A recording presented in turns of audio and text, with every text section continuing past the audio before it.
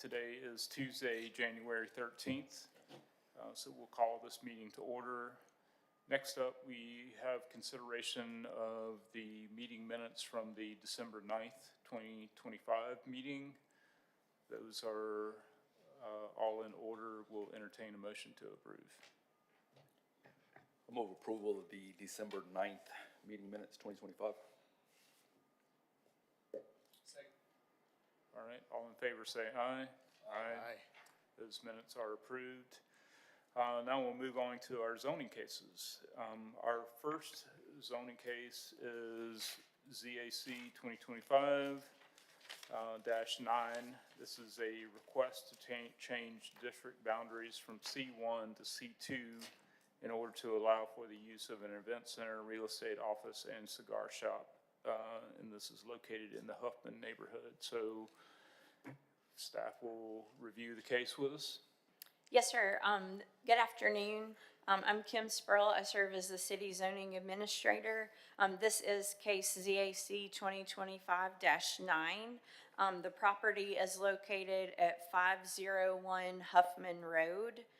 It consists of approximately 1.7 acres and is located within the Huffman Neighborhood Association. As you mentioned, Counselor, the applicant is requesting to change zoning from C1 Neighborhood Business District to C2 General Commercial District in order to allow for the use of an event center, a real estate office, and a cigar shop. The surrounding zoning uses to the north and south are D3 single-family residential, and to the east and west is CC2, which is our contingency general commercial district. The applicant is proposing to use the existing building, which is approximately 6,000 square feet, as an event center, a real estate office, and a cigar shop. The event center will contain an entertaining conference business center made up of 7 offices, conference rooms, event room, kitchen facilities, and a cigar lounge with cocktails. There will be 4 employees, and the hours of operation are planned to be from 7 a.m. to midnight, and the space will be available for bookings any day of the week. The real estate office will operate from Monday to Friday from 9:30 a.m. to 4:30 p.m. and Saturdays and Sundays are by appointment only. And they currently have 16 independent realtors who will utilize that space. The cigar shop will operate Tuesday to Sunday from 12 p.m. to 6 p.m. And that business will have 1 store manager and 1 independent part-time contractor. According to the city's adopted long-range land use plan, this property is identified as general commercial. All of the proposed uses would be allowed in the C2 zoning classification. If approved, however, a special exception would be required for the event center use.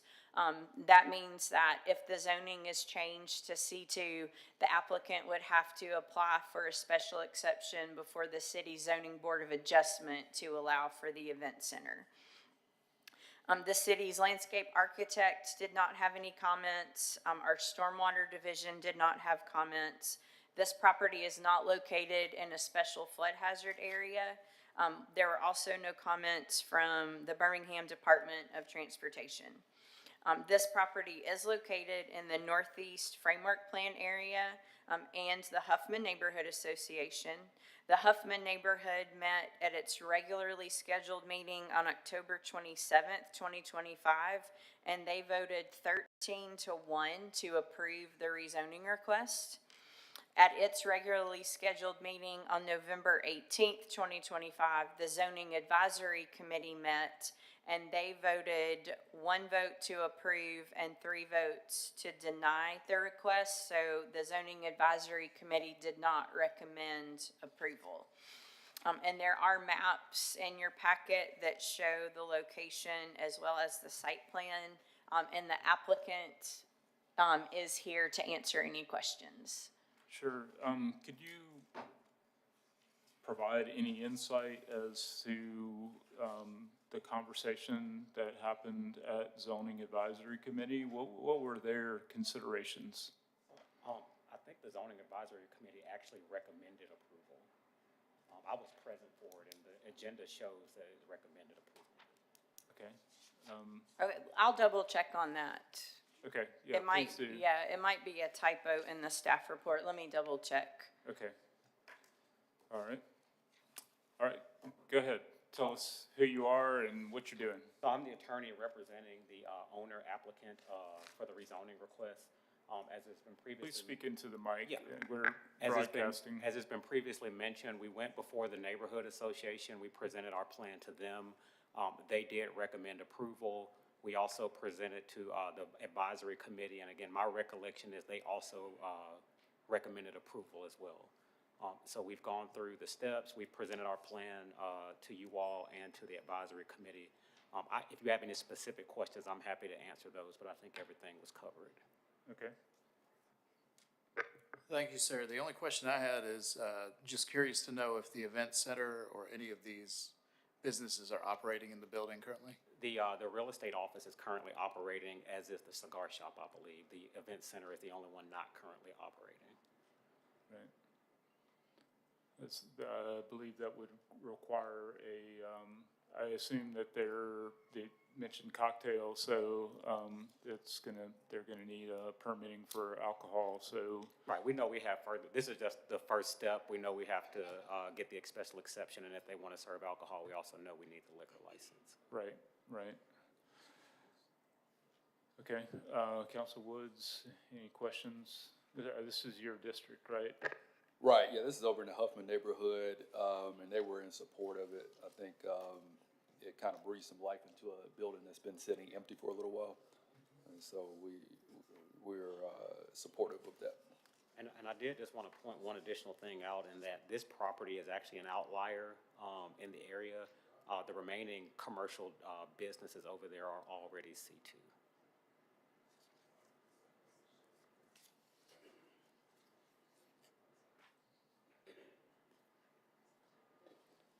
And Mr. Chairman, it looks like that is a typo in the staff report. It should be the reverse, 3 votes to approve. Yikes. Yeah, that makes a big difference, doesn't it? Yeah, it does. Yeah, let's try to be careful about that. So that definitely caught my attention. Okay. All right. If there are no additional questions, is there a motion? I'll make a motion to approve. Sure. Motion to recommend. Recommend? All right. I'll second that. All in favor? Aye. Aye. Aye. All right. So that will advance to the full council for consideration. Okay, great. Thank you all. Yep, you're welcome. All right, next up we have ZAC 2025-23. This is a request to change the zone district boundaries from D3 to I1 in order to allow for heavy truck repair located at 3533 34th Court North. So, Ms. Yes, Burrell? sir. Kim Sparrow, zoning administrator for the city. This is case ZAC 2025-23. As you mentioned, this is a request for a zoning change from D3 single family to I1 light manufacturing. This was an enforcement case, just to let you know, and the history of the enforcement actions are in your packet. It came to our attention over the summer in July. That is when the property owner received the first notice to get in touch with our team regarding the uses that are on the site. So the uses that are on the site include a heavy truck repair. The parcel contains approximately 0.12 acres. The operations include, but are not limited to, interior cleaning, seat and electrical system repairs, maintenance of door and dashboard controls, tire changes, engine diagnostics, replacement of spark plug wires and injectors, valve lash adjustments, brake and drum replacements, servicing of fuel pumps, turbochargers, air compressors, clutches, and exhaust components. There is a metal accessory structure on site, and the work will be completed inside that structure. The operation will have 2 employees, including the owner, and the proposed hours of operations are Monday to Friday, 4 p.m. to 6 p.m., Saturday, 8 a.m. to 2 p.m., and being closed on Sundays. The city's adopted long-range land use plan identifies this property as light industrial. Because of the activities occurring on heavy trucks, this is classified in our zoning ordinance as heavy truck repair, which is why the rezoning has to be to I-1 and it cannot go to just a general commercial zoning. If approved, the property owner would have to apply for all permits for the structure that was built on the site. There are no building permits for that structure. The property owner would also have to resurvey the 2 lots into one, because we do not allow for structures to be built across lot lines. And also, the property owner, if approved, would have to apply for a variance from the Zoning Board of Adjustment for the chain link fence, for the height as well as for the materials. We currently do not allow a chain link fence in a front yard of any of our zoning districts. And we also do not allow a chain link fence adjacent or in residential districts in a front yard taller than 4 feet. In addition, the gravel surface that is used on the site for driving the trucks in and off the property would have to be reviewed by the city stormwater team and the city engineer. A type C landscape buffer would be required on all 4 sides of the property because it does abut single family on all sides. Any existing trees or shrubs that are on site could count towards that total required. The applicant would also have to apply for a soil erosion control permit to go alongside that building permit. This property is not located in a special flood hazard area. It is located within the North Birmingham Framework Plan area. And it is located in the Collegeville neighborhood. So the applicant attended the Collegeville Neighborhood Association on September 8th, 2025. And they voted to continue the meeting until a future date for additional information. So the applicant did go back and meet with the neighborhood on October 6, 2025, and they voted 0 to 11 to not support the rezoning request. The applicant then went to the Zoning Advisory Committee on October 21st, 2025, and the Zoning Advisory Committee voted unanimously to not recommend approval of this rezoning request. And that concludes the staff report. Okay. I have one question related to the information in our packet. So the request is to rezone to I-1 from D3. And the future land use map identifies this area as light industrial. So help me understand how we get to a future land use map and what is that proposed zoning based on? So the existing zoning is single family, and that's because that area still has a few single family homes that are left. If you look at that, I guess it'd be easier to look first at the zoning map. You'll see everything in yellow is zoned single family residential. I believe when the framework plan was done for this area, it was identified the future land use as light manufacturing because there were so many houses that were being demolished in this area and there were some residents that were leaving. And so the thought was to continue the light industrial from Savage all the way down in the future. Now, keep in mind the future land use plan contemplates not just a few years, but it's gonna contemplate the next 10 to 20 years.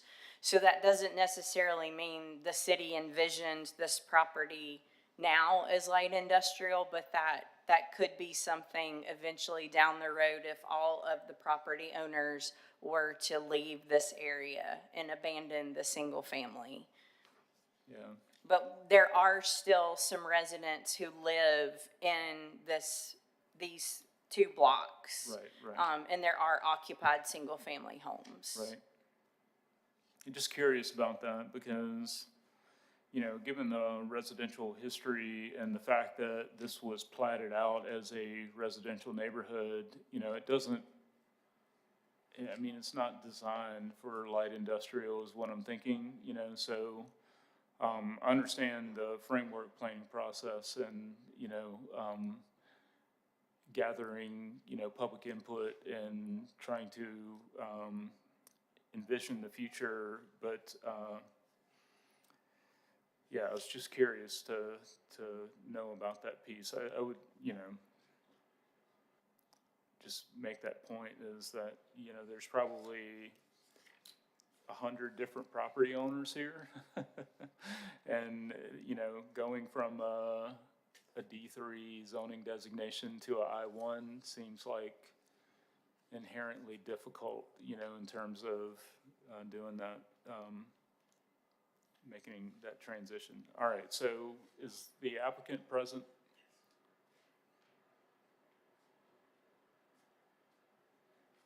Sir, tell us your name and what you're asking Vincent for. Burrell.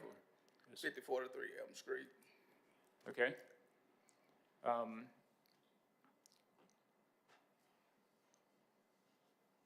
Do we have any questions for Mr. Bureau? Mr. Bureau, my questions would be around, I know you presented to the Neighborhood Association. Could you tell us a little bit about what the feedback from the neighborhood was? They wasn't happy, you know, I guess Savage got a lot of trucks coming in and out already, and they just weren't happy with the heavy trucks, worried about their health and, you know, pretty much just their health and no heavy trucks.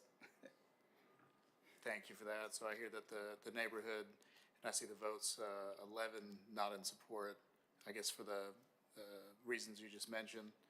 I see also for the ZAC meeting, 4 votes deny. Either Kim, you know, do we know what the reasoning for that was? Yes, sir. I think that the committee felt like similar concerns that the neighborhood had, that this would be I-1 in the middle of a block of D3, and there are some residents within that block who actively live there. And so they were concerned like the neighborhood was. And I know, as the applicant mentioned, there are existing concerns with the existing truck traffic going in and out of Savage. Thank you, Kim. You know, my only thoughts here are that I could certainly understand, you know, if the neighborhood has currently a lot of single-family homes, why there would be some pushback in terms of bringing, you know, a business like this into the neighborhood. So just sort of wanted to state that out loud. Okay. Council Woods? Yeah, I would ask just kind of, I guess, what would be your plan? Like, where else would you, I guess, you're keeping 18-wheelers and stuff here? Is you just storing them? Well, we just do light repairs there. We actually got a yard in Tarrant, so we're just not, you know, it pretty much are in and out. We're not there. We're just there for repairs. Yeah, I would say, I kind of see what kind of Kim was referencing, that, you know, it probably is got some level of shifting going on, and I could see a future use of something else, but as of now, as a residential, it's going to be hard to kind of spot zone a industrial use in the middle of that.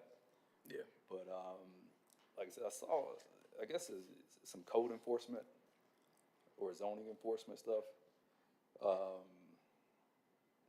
Okay.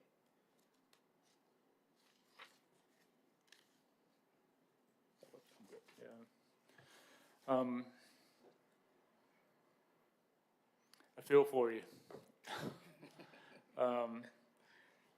You know, obviously you made a investment, in this property, you know,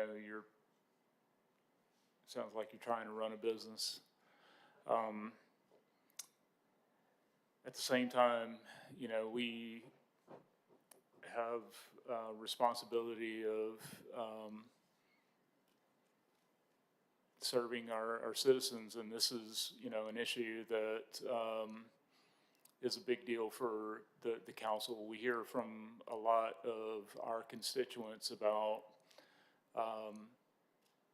folks, you know, doing things where it's not allowed in the zoning.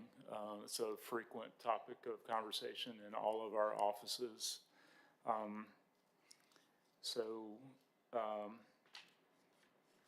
think that's kind of where it squarely lands. And, you know, the one thing that I would suggest to you is that it may potentially make, you know, what's the likely outcome of this to be a little less painful is that, do you do any work with Savage? Yes, we do. Okay, all right. So, I don't know, you know, who owns the parcels directly across the street from you, directly across 34th Court North. But there's some adjoining vacant parcels, like directly across the street from you, that they are also zoned D3, but they're contiguous to light industrial. So, you know, if at some point in the future you were to acquire one of those pieces of property, it's more than likely that we would entertain, you know, a rezoning case because it's contiguous. This, you know, what you're asking for is more of what we classify as a spot zoning, where it's a use that doesn't, you know, fit with the surrounding properties. You said directly across? Well, maybe not directly across, but, you know, across 34th Court North. Well, that would be Savage, and they're using that as industrial right now. There's some vacant, there's several vacant lots down there at the end of 34th Court North where it turns and goes to 36th Street.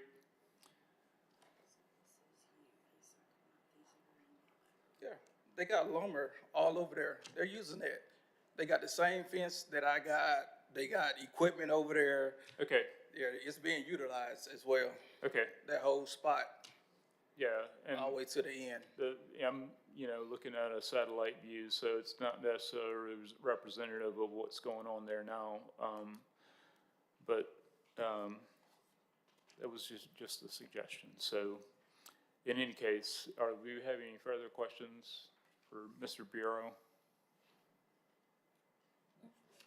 All right, we have a motion? So a motion to not recommend? Yes. Okay.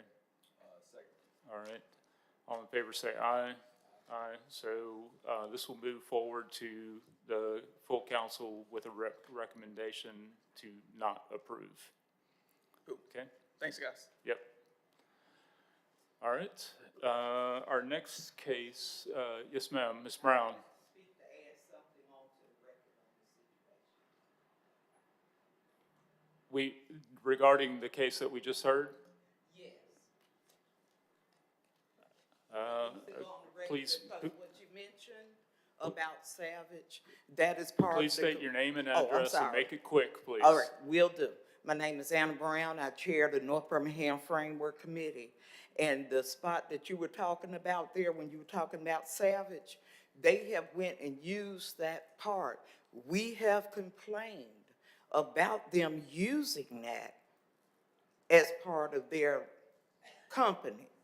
But they're saying because they're just stacking wood and pallets and junk on there. that is right.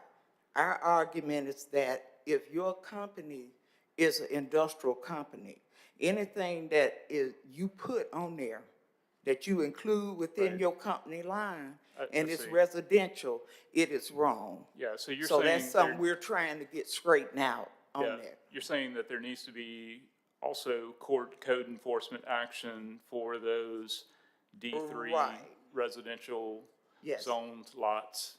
Yes, and as a matter of fact, we've been trying to coordinate a ride-through in the Collegeville area because of just that problem right there with code enforcement so that we could get those trouble spots and have them zoned correctly or straighten them out.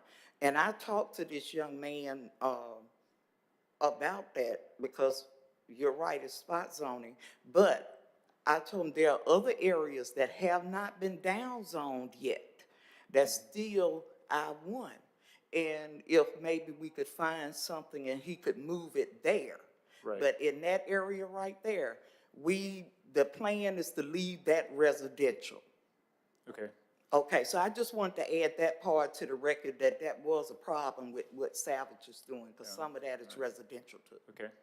Thank you so much. So, Thank you for- Ms. King is helping us manage the P and Z committee. If we could just make a note to contact zoning regarding that issue that she just brought up.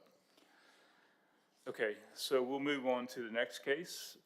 This is ZAC 2025-28. This is a request to change the zone district boundaries from D2 to D4 in order to allow a communal living facility, and this is located in the Spring Lake neighborhood. Ms. Burrell? Yes, sir. This is ZAC 2025-28. This is a request to rezone property from D2 single family to D4 for a communal living facility located at 813 Tarpon Drive Northeast. The subject property consists of one parcel with one house and one accessory structure on a half of an acre located in the Spring Lake neighborhood. All properties surrounding this parcel are zoned D2 single family. The applicant is requesting to rezone this parcel to allow a communal living facility that will serve 3 senior residents and will have a full-time staff member providing 24-hour supervised care and offer a range of services including housekeeping, laundry, medication management, enrichment activities such as music therapy, Bible study, group engagement, as well as provision of daily meals. Transportation will also be provided for residents to and from medical appointments, and the proposed staffing plan will include 4 personnel consisting of care managers and an administrator. The city's adopted long-range land use plan identifies this area as residential low. This use, if approved, the rezoning is approved by the city council, would require a special exception for a communal living facility. That means that if the rezoning is approved, the applicant would then have to go before the zoning board of adjustment and demonstrate that they meet the 5 conditions that are listed in your packet for a communal living facility for a special exception. And the applicant is aware that that is one of the requirements. There were no comments from the city's landscaping, stormwater staff, or Department of Transportation. This property is not located in a special flood hazard area. It is located within the Northeast Framework Plan area. The applicant attended the Spring Lake Neighborhood Association on October 6th, and a vote was not taken at that meeting. The applicant went to the November 6th meeting of the Neighborhood Association, and they voted 0 to 17 to deny the request with 1 abstention. And the Zoning Advisory Committee met on November 18th, 2025, and they voted to not recommend this request to the City Council for approval, and that was 1 vote to approve and 3 votes to deny. And that concludes the staff report. Okay. Do we have any questions for staff before we hear from the applicant? Kim, you know my question. Curious to know what the reasoning behind ZAC's vote was. Yes, sir. Their concerns were similar to the neighborhood. This is a very well-established D2 existing neighborhood, and their concerns were putting a communal living facility in the middle of an established neighborhood. Okay. And I believe just to add that, I think some of the concerns were also not just the folks that would be living there, but some of the services that would be provided, and the staff that would be there as well. Right. Is the applicant present? Ms. Wooten? Yes.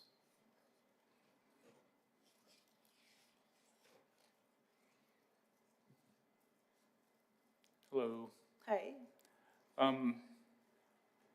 So tell us a little bit more about about your request. I see in the information that, your proposal is to have 3 residents. So that strikes me as being a little unusual in terms of a, communal living facility. Just give me more information. what, more information about why is it 3? Well, just tell me about like, your business model, I guess. I mean, are these individuals who you will be housing like a family or? They would not be family. Okay, so you have a business model that can generate a profit off of 3 residents? Yes. Okay. And why this particular property? I actually was going to get a property to, do a communal living home, and I bought the property before I came to zoning.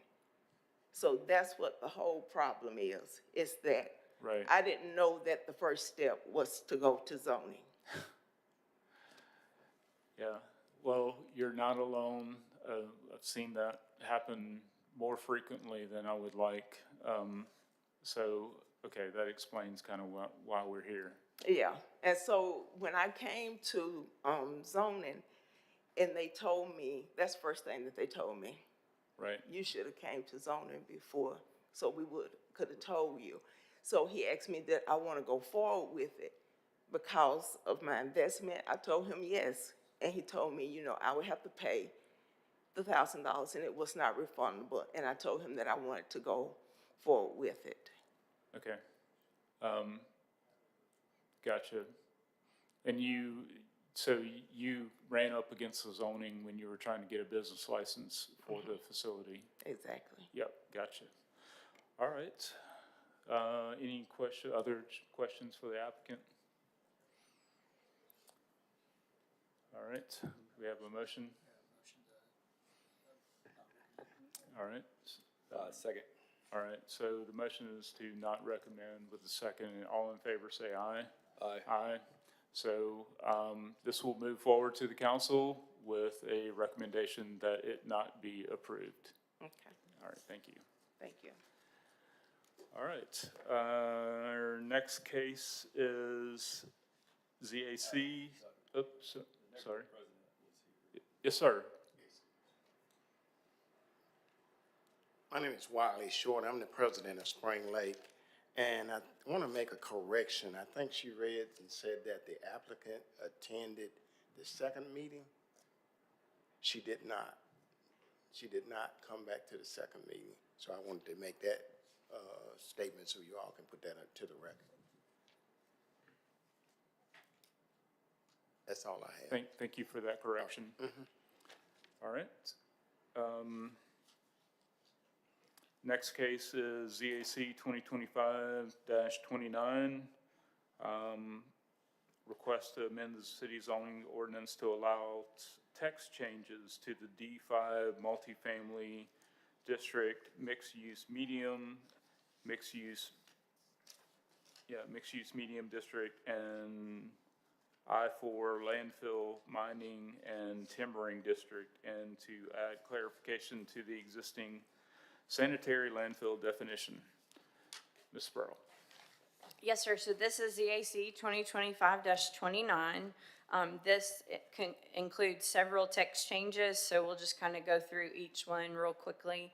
The first one is to adjust the height requirements in D5 in the duplex, townhouse, and multifamily uses to 35 feet. That was a recommendation and an ask made to us of the Planning and Zoning Committee a couple months ago. And so we are proposing to reduce those heights from 45 and 60 to 35 feet. Number two, we realized that in some of our framework plan rezonings, we propose using mixed-use medium in some areas where there are some single-family homes that still exist, and our current zoning ordinance does not allow single-family residential as a permitted use in mixed-use medium. And we still kind of see mixed-use medium as a transition area, and so we would like to add single-family residential as a permitted use in mixed-use medium. I don't know that we'll see anyone proposing to build new single-family mixed-use medium, but it will help us with any legal non-conforming issues with some of our framework plan areas. The third, at the Planning Commission meeting, when the Eastern Area Plan was discussed, there were concerns over the I-4 mining, landfall, and timbering industrial district. In one part of our ordinance, in the description of districts, we state that heavy industrial uses are allowed in I-4, but in our permitted uses table, we have it as a use that is not permitted. And so to clarify, we want to make sure that I-4 does allow for heavy industrial. It would be permitted with conditions, and those conditions are in your packet. We also had some concerns over just landfills in general, and the possibility of quarry properties or other properties located in I-4, once they are not utilized, becoming landfills in the future. And so we're kind of doing two things with the landfills. We're proposing to create two definitions instead of one. We would like to define a private sanitary landfill, which would be owned and operated by a private company. And then a public sanitary landfill would be like the city's landfills that we own and operate, or if the county owns and operates a landfill. And then we also, to satisfy some of the concerns of some of our residents, would like to add that use instead of being just straight up permitted. We would like to propose adding it as a special exception use in I-4, and that would mean that anyone who would like to change an abandoned quarry to one of these landfills, they would have to apply for a zoning board of adjustment case, which would require them to go to the neighborhood association for a recommendation, and that way the neighborhood would be involved in the process and they could weigh in on whether or not they would like to see that property changed. And then it would go to the zoning board of adjustment for review and approval. Now, that's not to say we expect a slew of applications. We don't expect anyone to apply for a special exception for a landfill anytime soon, but we felt like that gives the neighborhood a level of comfort moving forward, knowing that they would be part of that review process. So these changes were presented to the Planning Commission at their regularly scheduled meeting on December 17th, 2025. They voted 5 in favor and 4 against with the following changes. Number 1, they voted to leave the current height requirements in D5 as existing. They voted to add single-family detached residential as a special exception in mixed-use medium instead of a permitted use as proposed. And then they voted to support the 3 remaining items as is. Okay. So, my question is related to, the first question that I have is related to the single-family, allowing single-family detached and mixed-use medium. So are you saying that there is currently single-family detached residential in mixed-use medium zoned areas, and that we're Yes. trying to correct a legal non-conforming situation? That's correct. So some of those would be legal non-conforming. We also have had some developers reach out to us who are interested in developing smaller cottage-style, single-family detached developments in district zone mixed-use medium that don't necessarily meet the cottage subdivision requirements. They would just look like a cottage. And so single-family detached would prohibit them from doing those developments as well. So it's kind of a twofold. And honestly, well, there's really no reason, I don't think that we shouldn't allow it in mixed-use medium. Mixed-use medium is kind of, it's kind of that buffer between some of our high-density residential and then some of our more mixed-use areas. So planning staff did not have an issue with that proposed change. So tell me about the zoning advisory committee's recommendation to allow it as a special exception. So that would require that the current legal non-conforming properties would have to apply for a special exception. Only if their property was substantially damaged or if they tore it down and wanted to rebuild. They would be, right now they're legal non-conforming, so they're okay. But if anything were to happen, if there was a fire or they had significant damage that was over 50% of the value of the structure, the replacement cost of the structure, or if they wanted to tear down and build new, then they would have to go through ZBA for a special exception. Per the Planning Commission's recommendation. Yeah, well, okay, so let me just share some thoughts, and we'll kind of go through these in order. So one of the things that we're trying to do with our zoning is to achieve more density, and that's, part of the motivation behind mixed use in general. And we're also tried to do that with the urban neighborhood designation, allowing more density there. So my concern is that,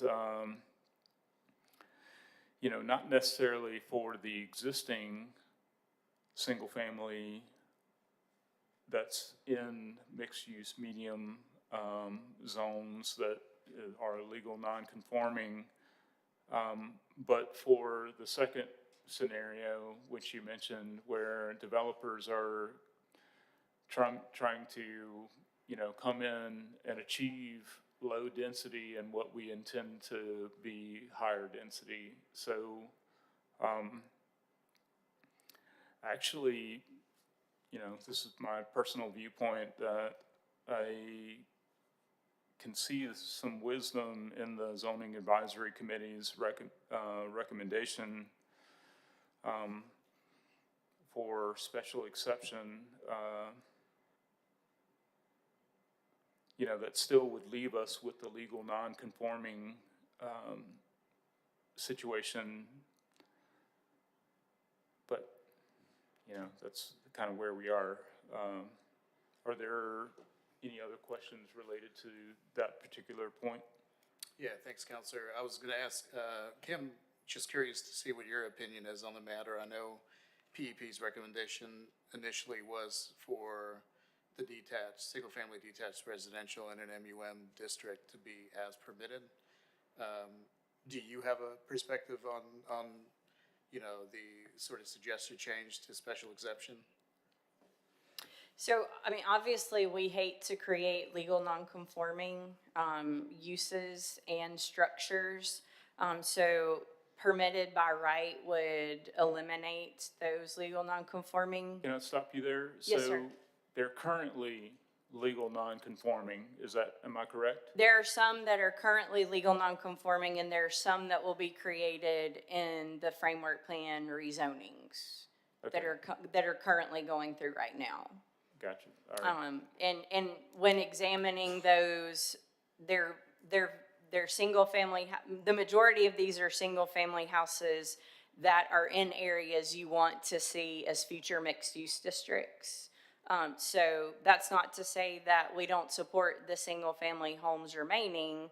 You know, if they were ever to be torn down or revitalize their areas where we would like to see more density, as you said. So I think the planning team would be satisfied permitted or with special exception.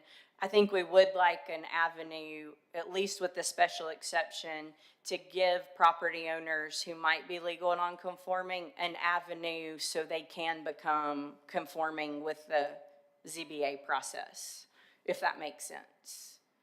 So there's basically just one added element going to ZBA for the special exception versus it being automatically. Right, in the special exception before the zoning board of adjustment, you don't have to meet the 6 variance standards. You have to prove to the neighborhood and to the board that you will not tend to impair the health, safety, and welfare of the general public.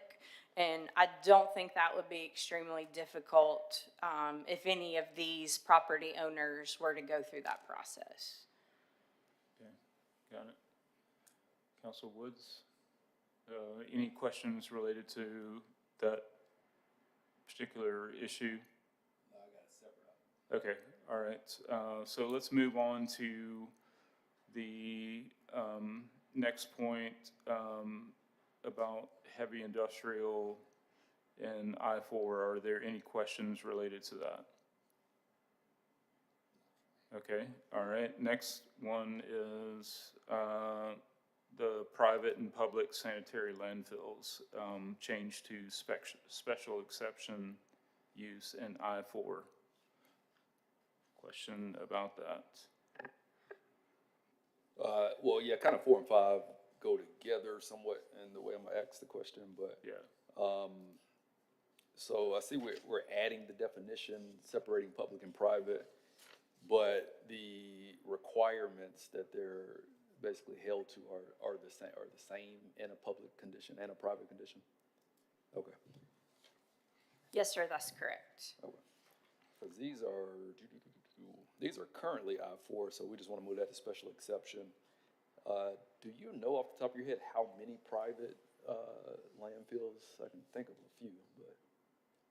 I believe there are, I don't know that we have any private, unless they're accessory to a private use.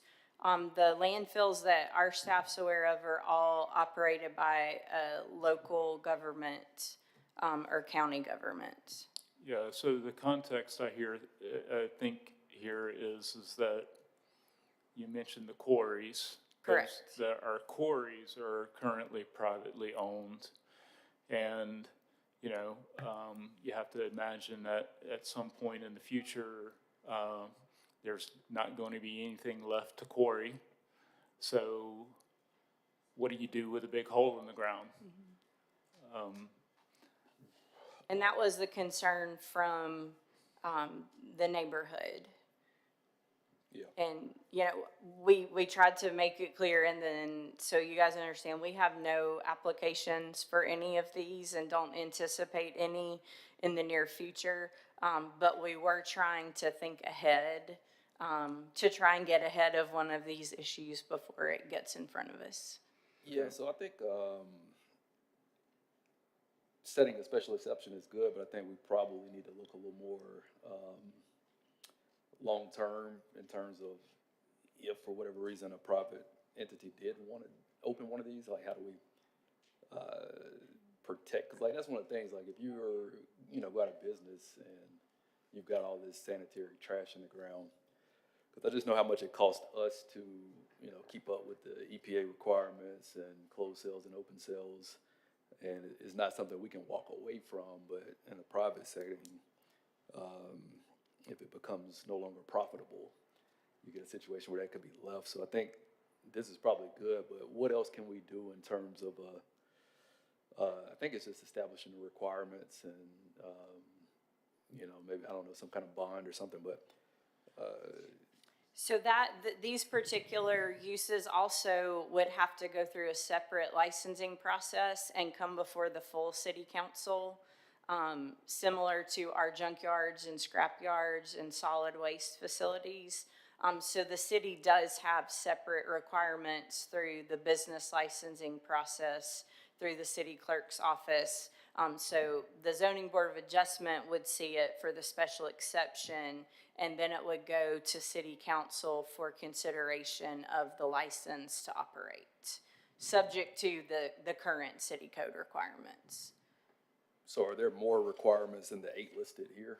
Yes, they're in the general city code. They're separate because they're licensing requirements through the finance office, like we do the solid waste transfer facilities, the junkyards, the scrapyards, the liquor licenses. So these are just specific to the use, to the zoning portion of it.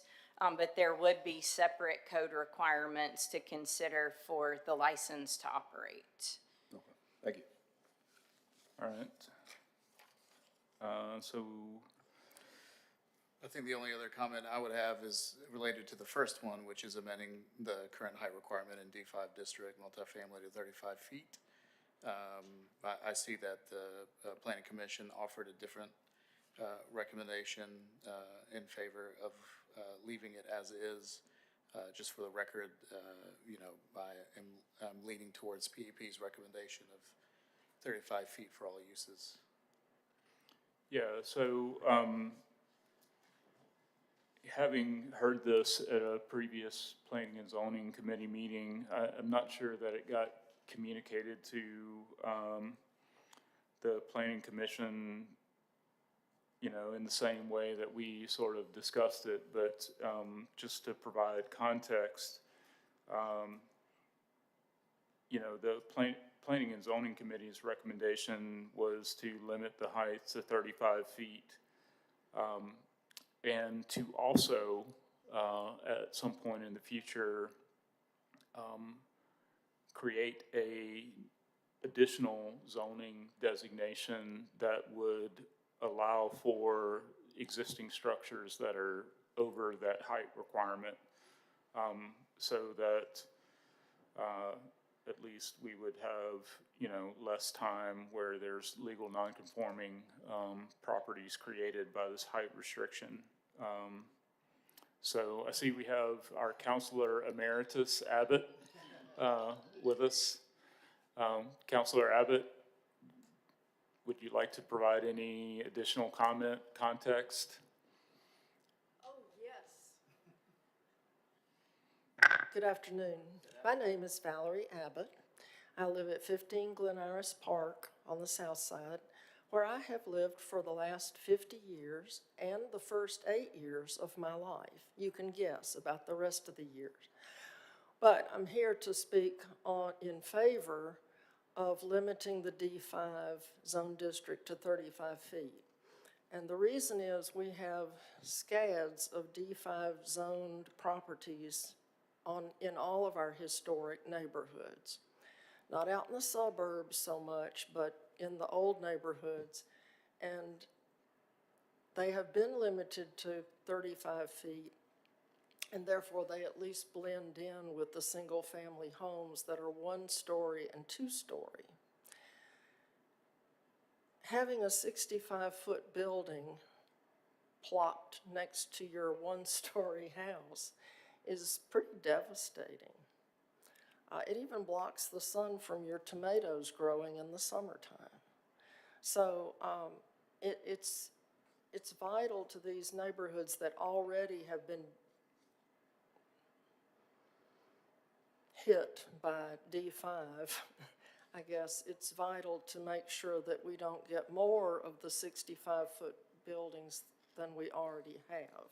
And we have one that used to be next to a 2-story house. The church that owned the house demolished it when they heard we were talking about historic districts.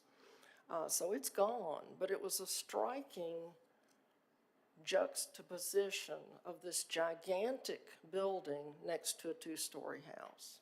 And you thought, who would want to live there? Clearly nobody did after they bulldozed it. But it would be significant for anyone who lived next to a D5 property and didn't want to be shaded out in the morning or the afternoon. So I just wanted to put a plug in for keeping the 35-foot change rather than changing it back or leaving it the way it is. Great. So thank you for indulging me. This is the first time I've been back up here since I retired. We've missed you. Oh, I know that the grammar is suffering while I'm missing, but I doubt anybody really misses that, especially the people on staff who do it a lot. But anyway, it's good to see y'all, and it's Right. good to hear that the the planning and zoning committee is doing well. See, I've already forgotten your name, so Yeah, anyway, it's good to see you. Good to Thank see you. you, okay, Counselor Mears. thank you. All right, gentlemen, motion? I'll make a motion to approve the proposed zoning ordinances per PEP. Or PEP's, what's the best way to say this? Recommendations Yeah. from PEP. All right, I think we. So under the synopsis, you're recommending approval of the 5 that were originally presented to Planning Commission. Okay. Right, and, I think what we're saying is that we acknowledge the Planning Commission's recommendation. However, we're not going in that direction, that the motion, I believe, is to recommend to the full council the code changes or the language changes that were recommended by staff. Okay, all right, so we got that motion, a second. All in favor say aye. Aye. All right. All right, so that's done with, and now we move on to our framework plan rezoning cases. So ZAC 2025-15, the Eastern Area Framework Plan rezoning. Who's presenting? Okay. It's me. All right. Okay, so the eastern area, we had discussed multiple properties, I think were discussed at the December meeting, but those have been, changed to just the 3 that you have on the handout before you. There's 3 photographs, and I can very quickly go over those 3 changes. The first one, this is the Kennedy School property. It is recommended, the school itself is recommended to go to C2, and the property behind it was recommended to go to D3. And so we would like to continue the C2 behind that property. We've been made aware of a potential project for that site, and it made more sense for it to be C2. There's no single family anywhere around that site. Right. And then the school bus property across the street is actually Zone Light Manufacturing. So it made sense to us to continue the C2 at that particular site. And then numbers 2 and 3 are actually adjacent to each other. Number 2, this property was rezoned in 2014 or 15. I don't know if you guys remember the old Function Art metal galvanizing art studio. They rezoned this property to QM1, and we try to continue the Q conditions to properties. So, and for, we made a mistake and identified it on the map as urban neighborhood, which would mean that the uses there would be legal nonconforming. And so we would like to continue that from QM1 to QI1. So it's consistent with what the city council approved about 9 years ago with that rezoning case. And then number 3 is the area immediately to the right of that property. These properties are all currently zoned B2, so they should be going to C2. However, we changed them to mixed use low on the original map that you saw last month. And so we would like to make that change from B2 to C2, what the current zoning is. And those are the only 3 changes for Eastern area. Everything else will remain the same. Okay, just one comment on the first one. The Kennedy School property definitely does not need to be zoned D3, but I would caution anyone, relative to those properties, that is a frequently flooded area. It is a special flood hazard area, yes, sir. Yeah, so,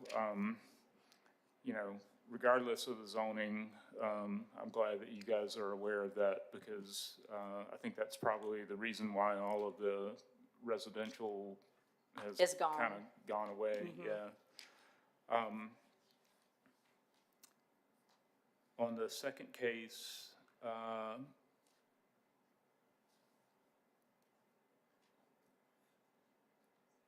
so it's currently It's currently M1? QM1. Okay. And that was approved by the city council about 9 years ago. And the art shop has since moved out, but there is I believe it's a high-end car dealership and repair shop that is there now. Right. And so they are permitted, the Q conditions for that case allowed everything in B2, and then the custom fabrication of architectural materials, which was the Function Art Studio that was there before. So going to urban neighborhood would create legal nonconforming, and it would not be consistent with our practice of keeping Q conditions that the council has previously adopted. So we wanted to try and correct that if we could. Okay, so you're changing, the recommendation is to go forward with QI1? Right, and the only uses allowed would be those 2 conditions approved by city council, which would be B2, which is what it was previously zoned, or the custom fabrication of architectural material and interior furnishing, sign sculptures, furniture, and similar materials, which would be the art shop.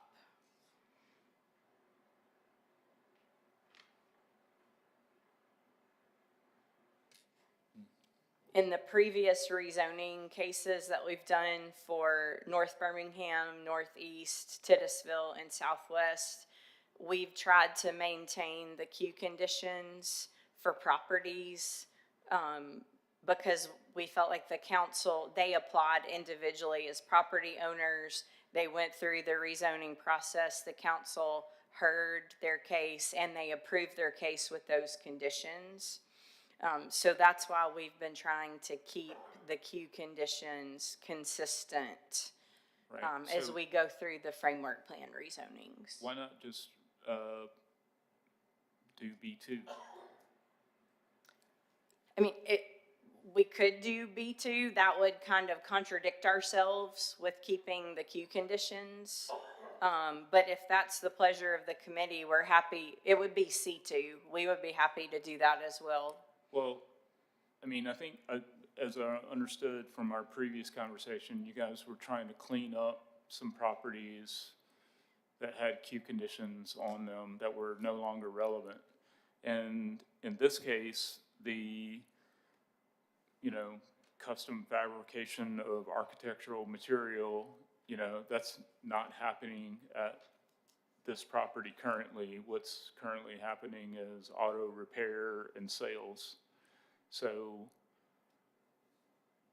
what I'm suggesting is, just, C2? yeah, zone it what it's being used as. Yeah. Does that present a problem? I don't think so, and that, the properties adjacent to it, we're requesting to keep those C2 as well, so they would all be consistent along that strip. Okay. All right, so that would be my recommendation there. And then the third one is also going from B to C2. Right. So we'd be all consistent there. Correct. Got it. All right. So anything else related to, That's it for eastern area, and then this one will be ready to, we'll get the maps updated, and then we will be able to submit, for a city council public hearing. okay, so, I'll make the motion to forward the Eastern Area Framework Plan rezoning to the full council with a recommendation for approval, noting that, rather than rezoning 4814 and 4816 Fifth Avenue South to QI1, that we would recommend the rezoning to C2. All right. Okay, you get a second? All right, all in favor say aye. Aye. So that goes forward. And our next up on our agenda is update on the appointments to the Birmingham Historical Commission.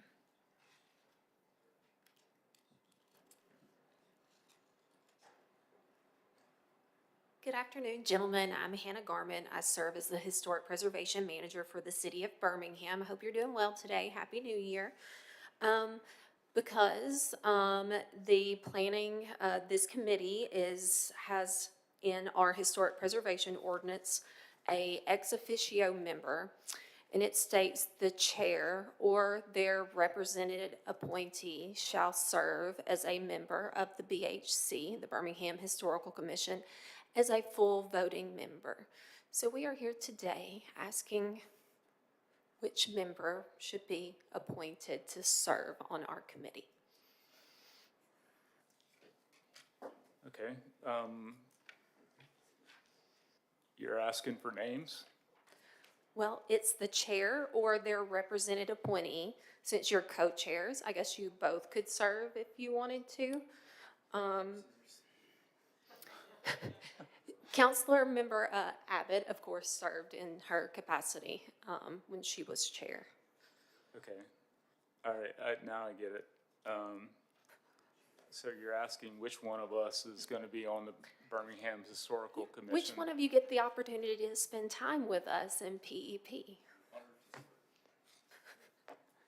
Are you volunteering, Councilor Woods? No.